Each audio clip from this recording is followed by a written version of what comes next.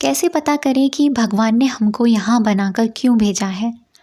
मेरे पास बहुत सारे क्वेश्चंस आते हैं कि हम अपनी ज़िंदगी का गोल, अपनी ज़िंदगी का विज़न कैसे पता करें कि किस चीज़ के लिए हमको यहाँ बनाकर भेजा है।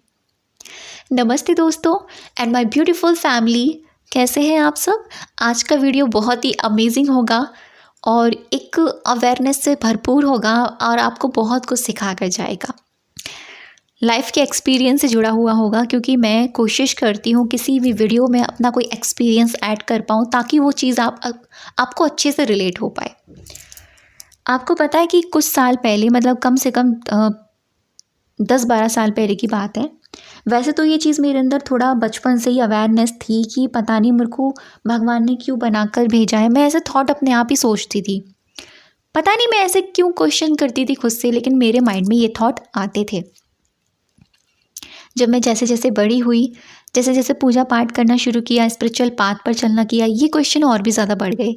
फिर मैं खुद से एक सवाल ज़रूर करती थी, यार कुछ तो है, भगवान ने पता नहीं क्यों बनाकर भेजा है मुझे, ऐसे तो नहीं भेजा। मतलब होता है ना क्वेश्चन, और क्वेश्चन करना बहुत इम्पॉर्टेंट है। इसीलिए कहा जाता है कि क्वेश्चन ज़रूर करो, चाहे भगवान से करो, यूनिवर्स से करो, किसी और से करो। जब तक आप क्वेश्चन नहीं करेंगे आपको जवाब भी नहीं मिलेगा। तो ये क्वेश्चन मेरा हमेशा रहता था कि पता नहीं मुझे क्यों बनाकर भेजा है भगवान ने, कुछ तो होगा ना बनाने का रीज़न, ऐसे तो नहीं ना बना के भेजा होगा। लोग आते हैं चले जाते हैं, मतलब ये सारे थॉट मेरे अंदर चलते थे। मुझे भी अपना विज़न नहीं पता था।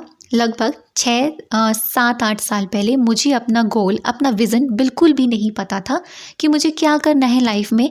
मैं सिर्फ नॉर्मली जो सोचते हैं, जैसे हम लोग सोचते हैं, स्टडी करी, ठीक है, बीएड करा, और बीएड के बाद में ये सोचा कि यार टीचिंग करनी है, गवर्नमेंट टीचर बनना है। ऐसा मेरे माइंड में था कि टीचिंग करनी है, गवर्नमेंट टीचर बनना है। ऐसा करके तैयारी भी करी, लेकिन पता नहीं कहाँ से एक टर्न आया लाइफ में, जो मुझे ऐसा लगता है कि भगवान ने उससे भी बढ़कर कुछ सोचा। ठीक है, मैंने ये क्वेश्चन किया, इसीलिए मुझे आंसर मिला। आपका क्वेश्चन करना बहुत इम्पॉर्टेंट है। अगर आज तक आपने प्रकृति से या भगवान से या यूनिवर्स, जिनको भी आप मानते हैं, उनसे अगर आपने अभी तक ये क्वेश्चन ही नहीं किया है कि मुझे आपने क्यों बनाकर भेजा है, मेरा विज़न क्या है, मेरा आने का मकसद क्या है, मुझे यहाँ किस काम के लिए भेजा गया है, तब तक आपको कोई जवाब नहीं मिलने वाला। आपका ये क्वेश्चन करना बहुत इम्पोर्टेंट है। ठीक है, अब क्वेश्चन करोगे कैसे आप? देखिए, मैं नहीं कहूँगी कि आप ऐसे ही या कुछ भी। अगर आप मेडिटेशन करते हैं, मेडिटेशन के वक्त आप ना ब्रह्मांड में ये क्वेश्चन छोड़ दीजिए, सरेंडर कर दीजिए, बोलकर छोड़ दीजिए। ठीक है, जब भी आप प्रकृति के बीच में बैठते हैं, जैसे नेचर है आपके आसपास, या पेड़ पौधे हैं या कुछ भी है, अगर आपका इंटरेस्ट है नेचर से बात करना, जैसे मेरा बहुत इंटरेस्ट है, मैं बातें करती हूँ, ये आदत है मेरी, नेचर से बात करना, हवा के साथ फील करना, ये सारी चीज़ें करना, तो आपको कोई ना कोई तो सुन रहा है ना। ये एक ऊर्जा है जो आपके आसपास, जो आपको सुन रही है और आपको हर वक्त सुन रही है। बस आपको ये फील करना है और आपको अपना ये क्वेश्चन यूनिवर्स में सरेंडर कर देना है, या यूनिवर्स में छोड़ देना है, ब्रह्मांड में छोड़ देना है। ठीक है, फिर वो ब्रह्मांड नायक जिसने पूरा ब्रह्मांड बनाया है, वो आपको जवाब ज़रूर देगा। जैसे मुझे जवाब दिया वो ये, मैं ऑब्वियसली टीचिंग ही करती थी और मेरा इंटरेस्ट था कि मेरा जो कम्युनिकेशन स्किल था, जब हम टीचिंग करते तो ऑब्वियसली वहाँ हमारा कम्युनिकेशन स्किल अच्छा हो ही जाता है। और पता नहीं क्यों पहले मुझे बिल्कुल भी आइडिया नहीं था कि मैं इस जगह जाऊँगी, कम्युनिकेशन स्किल में जाऊँगी, मैं इस जगह जाऊँगी, एक मोटिवेशनल स्पीकर बनूँगी या लाइफ कोच बनूँगी। मेरा कुछ भी 1% का आइडिया नहीं था, कुछ भी नहीं। ठीक, हाँ इतना था कि जब मैंने ये क्वेश्चन किया तो उसके बाद मुझे खुद नहीं पता कि मैंने ये कब क्वेश्चन किया और कब छोड़ दिया, कब लेट गो कर दिया, मुझे नहीं पता चला। चीज़ें हुई, टीचिंग भी करी मैंने, मतलब चीज़ें उस हिसाब से मैंने करती चली गई। उसके बाद में लाइफ का एक टर्न आया, एक डार्क फेस। होता है ना हर किसी की ज़िंदगी में एक डार्क फेस, और वो डार्क फेस आपको बहुत कुछ सिखा कर जाता है। जैसे एक छोटा सा बीज मिट्टी में दबा हुआ होता है, उसको दुनिया की कोई खबर नहीं होती है, कोई रोशनी नहीं मिलती है, उसको नहीं पता होता जब वो छोटा सा सीड डार्क में ही होता है। ग्रो कहाँ होता है? डार्कनेस में। जैसे बच्चा माँ के वोम में होता है ना, गर्भ में, वो भी डार्कनेस में ग्रोथ करता है।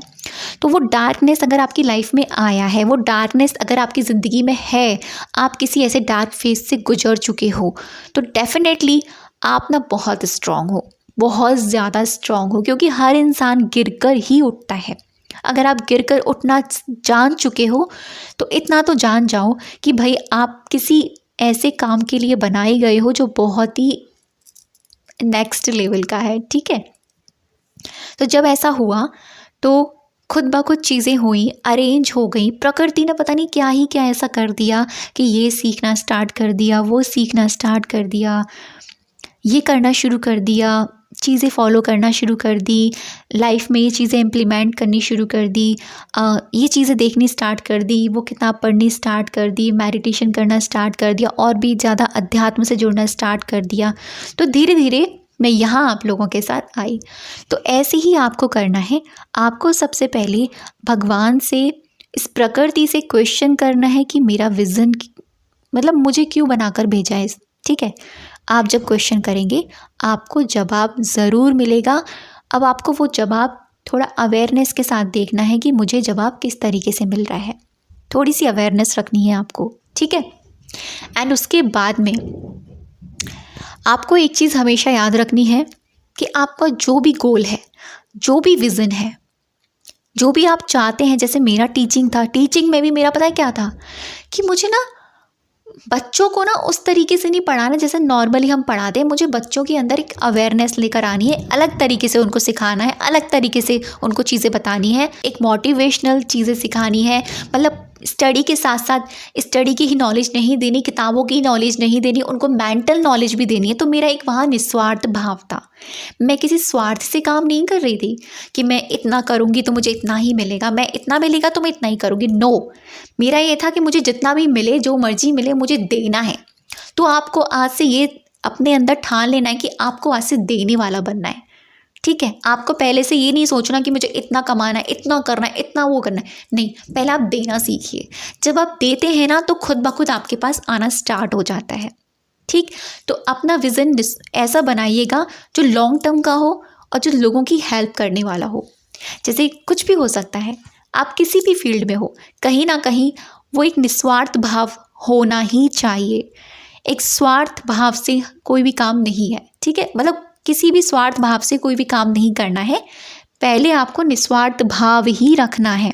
जब आप इस तरीके से काम करते हैं, खुद ब खुद पैसा, अर्निंग आपके पास आनी शुरू हो जाती है। आपको इस सोच से नहीं जाना कि मैं इतना करूँगा तो मेरे पास इतना आएगा, नहीं। आपको पहले देना है, मुझे अपना देना है, अपना 100% देना है। आएगा कितना आएगा डजेंट मैटर, जो आएगा जैसा आएगा उसकी मर्जी, वो देगा। मुझे पता है वो बैठा है ऊपर, वो देख लेगा। तो वो भी ऐसा नहीं है कि आप जो दे रहे हैं उस हिसाब से आपको देगा, नहीं, देता है। आप जो देते हैं उसका कहीं गुना आपको लौट कर मिलता है, प्रकृति का नियम है। तो देना शुरू कीजिए, ठीक है।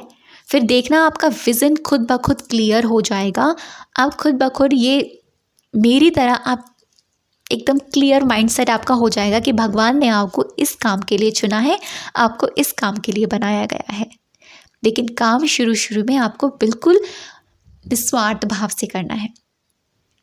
लेकिन हाँ, मैं एक बात कहना चाहती हूँ कि जैसे हमारी फील्ड में है, हम लोग सीखते हैं फिर हम सिखाते हैं, ऐसा नहीं है कि देखिए एक बात तो है, फ्री की ना वैल्यू नहीं होती है। हर इंसान फ्री की वैल्यू नहीं करता है।